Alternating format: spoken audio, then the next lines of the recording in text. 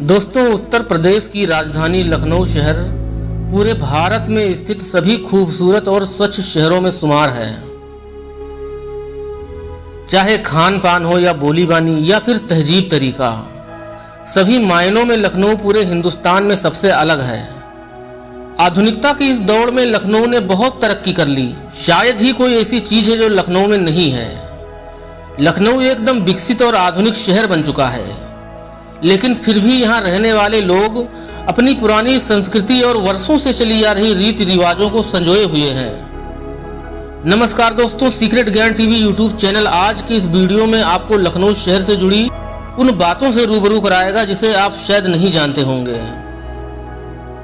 यदि आपको यह वीडियो पसंद आए तो कृपया करके इसे लाइक करें, शेयर करें और हमें सपोर्ट करने के लिए हमारे चैनल को सब्सक्राइब जरूर करें। धन्यवाद।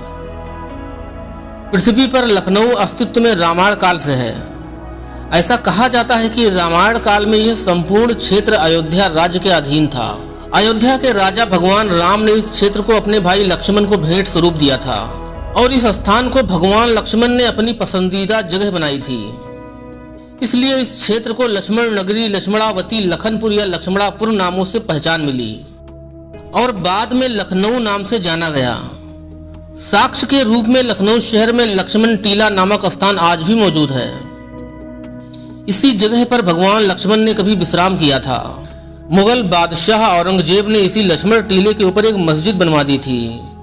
फिलहाल वर्तमान समय में यह जगह टीले वाली मस्जिद के नाम से ही जानी जाती है। लखनऊ का नाम लखनऊ कैसे पड़ा, इस संबंध में एक और कहानी प्रचलित है। कहा जाता है कि लखना पासी नामक एक स्थानीय सरदार ने इस नगर को बसाया था, इसलिए आगे चलकर इस क्षेत्र का नाम लखनपुर हो गया और कालांतर में यही लखनपुर लखनऊ हो गया। तो दोस्तों, कमेंट बॉक्स में आप अपनी राय जरूर दें कि लखनऊ का नाम लखना पासी के नाम पर पड़ा या भगवान लक्ष्मण के नाम पर। भारत में मुगलों के आने से पहले लखनऊ दिल्ली सल्तनत के अधीन थी, लेकिन उस समय की कोई ऐतिहासिक घटना या जानकारी इतिहास में उपलब्ध नहीं है। मुगल बादशाह के शासनकाल में लखनऊ को एक सूबा घोषित कर दिया गया था। वास्तुकला संबंधी साक्ष्यों के रूप में औरंगजेब के शासनकाल में लक्ष्मण टीले पर बनी मस्जिद आदि में मुगल वास्तुकला की झलक साफ देखने को मिलती है। सन 1720 ईस्वी में तत्कालीन मुगल शासक मोहम्मद शाह ने सादात खां को अवध का सूबेदार बना दिया। उस समय अवध की राजधानी फैजाबाद थी और लखनऊ अवध राज्य का एक हिस्सा था। सन 1775 ईस्वी में अवध की राजनीति में एक बहुत बड़ा बदलाव हुआ था। इसी साल अवध के चौथे नवाब वजीर आसुफ उद्दौला ने अवध की राजधानी फैजाबाद से लखनऊ को बनाया था। लखनऊ की समृद्धि और तरक्की तभी से बढ़ने लगी थी। वास्तुकला की दृष्टि से अवध के नवाबों का इस शहर में काफी योगदान रहा है। 1856 के बाद लॉर्ड डलहौजी ने अवध राज्य को ब्रिटिश साम्राज्य में मिला लिया। अवध के अंतिम नवाब वाजिद अली शाह ने अंग्रेजों की दासता स्वीकार कर ली थी। इस तरह पूरी तरीके से अवध अंग्रेजों के कब्जे में चला गया था। अंग्रेजों ने इसे नाम दिया था नॉर्थ वेस्ट प्रोविंस, लेकिन 1902 में इसे बदलकर United province of Agra and Awadh कर दिया गया। सन 1920 में प्रदेश की राजधानी इलाहाबाद से लखनऊ स्थानांतरित कर दिया गया। आजादी के बाद इसे उत्तर प्रदेश कहा गया और इसकी राजधानी लखनऊ को बनाया गया। दोस्तों, लखनऊ में अवध के नवाबों ने सैकड़ों साल राज किया, इसलिए लखनऊ को नवाबों का शहर आज भी कहते हैं। जो भी व्यक्ति लखनऊ आता है और यहाँ कुछ दिन बिता लेता है, उसके अंदर थोड़ा थोड़ा लखनऊ जरूर समा जाता है। लखनऊ शहर चिकन की कढ़ाई और अपने स्वादिष्ट व्यंजनों के लिए भी जाना जाता है। लखनऊ शहर की हजारों अच्छाइयों के बीच कुछ कमियां भी हैं, जिसे आपको जरूर जानना चाहिए, ताकि यदि आप भविष्य में कभी लखनऊ आते हैं तो आप सावधान रहें। लखनऊ शहर में स्थित चारबाग रेलवे स्टेशन देश के सभी शहरों महानगरों से जुड़ा हुआ है, इसलिए यहाँ जबरदस्त भीड़ होती है। रेलवे स्टेशन चारबाग व सभी बस स्टेशनों पर चोर गिराकटों और दलालों की भरमार रहती है, इसलिए हमेशा सावधान रहें। यदि आप चारबाग रेलवे स्टेशन पर रात में आते हैं तो बाहर घूमने वाले छक्कों और धंधे वालियों से सावधान रहें। ये अक्सर लोगों को अपने जाल में फंसाकर लूट लेती हैं। और हाँ, बस के अंदर या रेलवे स्टेशन के बाहर बिकने वाली कोई इलेक्ट्रॉनिक सामान ना खरीदें, नहीं तो बाद में आप पछताएंगे। इस संबंध में आपका कोई अनुभव हो तो कमेंट में हमें जरूर बताएं। तेजी से विकसित होने वाला शहर लखनऊ केवल उत्तर प्रदेश में ही नहीं बल्कि भारत के सबसे आधुनिक शहरों में शुमार है। अब हम आपको लखनऊ शहर में स्थित तमाम ऐतिहासिक, धार्मिक व अन्य पर्यटन स्थलों की सैर कराने जा रहे हैं।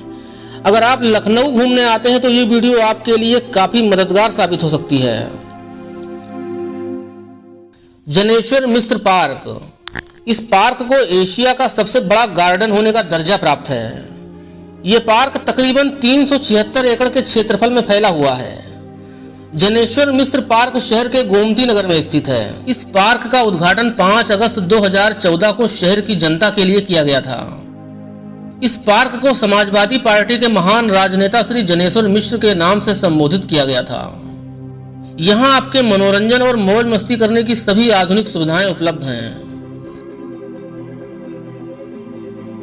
बड़ा इमामबाड़ा। यह बेमिसाल इमारत पूरे लखनऊ की शान है। ऐतिहासिक इमारतों में शामिल ये इमारत भूल भुलैया के नाम से भी जानी जाती है।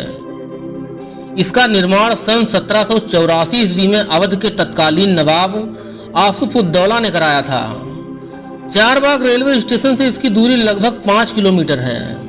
यहाँ आकर घूमना आपके जीवन का सबसे रोमांचक पल हो सकता है। छोटा इमामबाड़ा। लखनऊ शहर में एक नहीं बल्कि 10 इमामबाड़े हैं, जिसमें से बड़ा और छोटा इमामबाड़ा पूरी दुनिया में मशहूर है। बड़े इमामबाड़े से 2 किलोमीटर की दूरी पर छोटा इमामबाड़ा पड़ता है। छोटा इमामबाड़ा या हुसैनाबाद इमामबाड़े का निर्माण सन 1837 ईस्वी में मोहम्मद अली शाह ने करवाया था। मोहम्मद अली शाह अवध के तीसरे नवाब थे। दिलकुशा कोठी। यह शानदार जगह लखनऊ में गोमती नदी के किनारे स्थित है। इसका निर्माण 1800 ईस्वी में एक ब्रिटिश मेजर गोरे आसले ने करवाया था। वर्तमान समय में यह एक खंडहर बन चुका है। इस कोठी का इस्तेमाल भारत की पहली लड़ाई के दौरान क्रांतिकारियों द्वारा किया गया था। लखनऊ चिड़ियाघर। यह स्थान लोगों के घूमने की पहली पसंद है, क्योंकि यहाँ दुर्लभ जीवित पशु पक्षियों को लोग सामने से देख सकते हैं।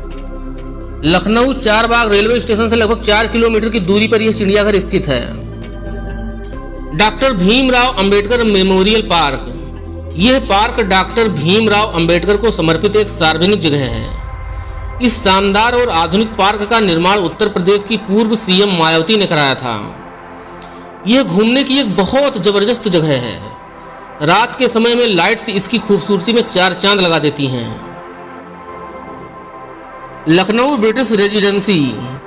गोमती नदी के किनारे स्थित रेजिडेंसी लखनऊ के सबसे महत्वपूर्ण स्थानों में से एक है।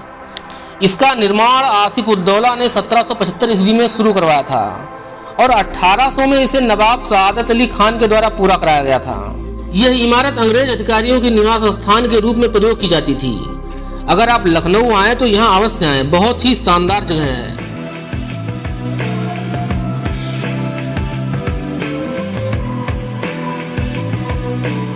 घंटाघर। भारत का सबसे ऊंचा घंटाघर लखनऊ में हुसैनाबाद में स्थित है।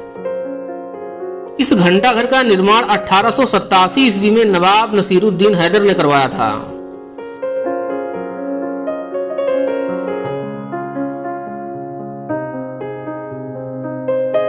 मां चंद्रिका देवी मंदिर।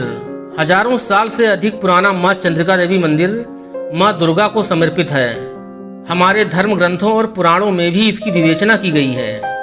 ऐसी मान्यता है कि यहाँ आने वाले सभी भक्तों की सारी बाधाएं दूर हो जाती हैं।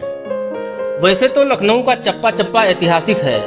चारों तरफ बाग बगीचे उद्यानों से शहर की सुंदरता इतनी बढ़ जाती है कि आप एक छोटे से चौराहे पर खड़े होकर भी लखनऊ की ऐतिहासिकता महसूस कर सकते हैं। इसके अलावा यदि आप लखनऊ घूमने आते हैं तो इन जगहों पर भी आपको जरूर जाना चाहिए। लखनऊ की ऐतिहासिक जामा मस्जिद, लखनऊ की मरीन ड्राइव, सआदत अली खान का मकबरा, कैसरबाग पैलेस, 76 मंजिल मनकामेश्वर मंदिर डालीगंज, रूमी दरवाजा, मोती महल आदि। तो दोस्तों आशा करता हूँ कि ये वीडियो आपको पसंद आया होगा। फिर मिलते हैं किसी और वीडियो में, तब तक के लिए जय हिंद जय भारत।